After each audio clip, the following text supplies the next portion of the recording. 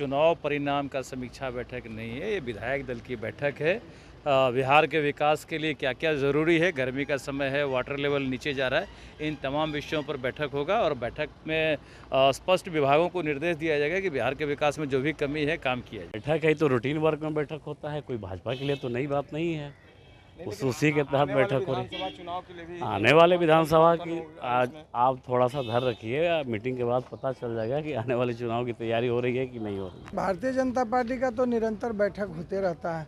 चुनाव पूर्व होता है, चुनाव बाद होता है, समीक्षा होती है, कहाँ हम लोग वोट ज़्यादा लाए, कहाँ कम लाए, आगे क्या रणनीति है। 25 के चुनाव में ये जनादेश फिर एनडीए के पक्ष में जाएगा। इसके लिए फिर माइक्रो मैनेजमेंट, जो छोटे छोटे टीम को, छोटी छोटी संगठनात्मक को एक टिप्स मिलेगा। बीजेपी एक बड़ी बैठक करने जा रही है, लेकिन इससे पहले देखिए तमाम जो विधायक हैं वो पहुंचना शुरू कर दिए हैं। अचानक क्या हो गया, बीजेपी तमाम विधायक को बुला लिए हैं, साथ ही साथ जो बीजेपी कोटे से मंत्री हैं उनको भी बुलाया गया।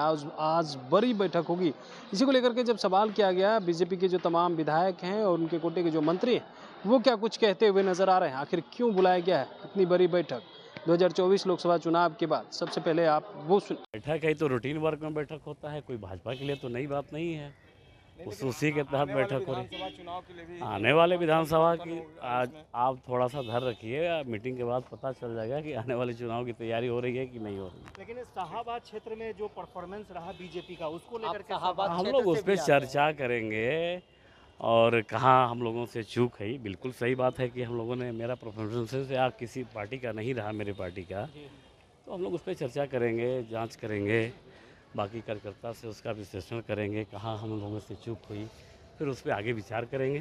किस तरह से देखते हैं जो चुनाव परिणाम है? देखिए, चुनाव परिणाम का समीक्षा बैठक नहीं है, ये विधायक दल की बैठक है।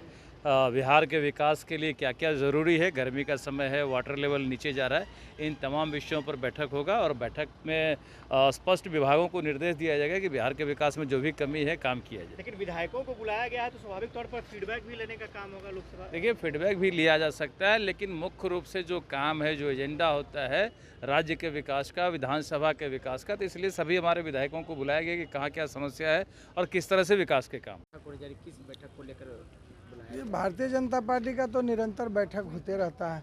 चुनाव पूर्व होता है, चुनाव बाद होता है, समीक्षा होती है, कहाँ हम लोग वोट ज़्यादा लाए, कहाँ कम लाए, आगे क्या रणनीति है, ये सब तो निरंतर भारतीय जनता पार्टी का काम है। और भाजपा का विधायक भी एक कार्यकर्ता के रूप में काम करता है। 10 सीटें एनडीए लूज किए, उसी को लेकर बैठक चल रही है। भाई नहीं, वो कोई विषय नहीं है, हम लोग का निरंतर बैठक चलता है। से रिजल्ट दिया है, ये खुशी की बात है।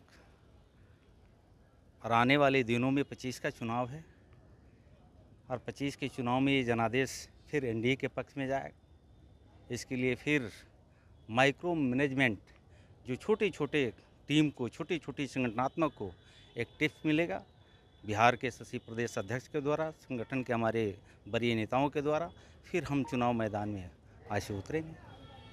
बैठक लगता है कि काफ़ी महत्वपूर्ण होगी आप लोगों के लिए। भारतीय जनता पार्टी की तो परिपाटी रही है, लगातार संगठन की बैठक करना, विधायक दल की बैठक करना, उसमें संगठन कैसे मजबूत हो इस पर विचार करना।